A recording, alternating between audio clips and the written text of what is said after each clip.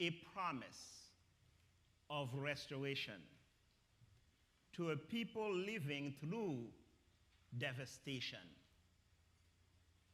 Though the themes of Joel echo throughout the Old Testament, we hear this prophet only rarely in our liturgical calendar.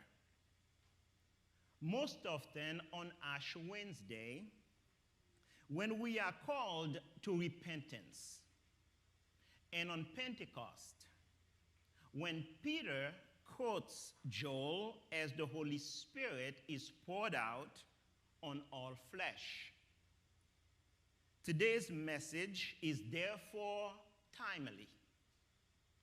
This reading reminds us that Joel's message is for every generation that lives through crisis and despair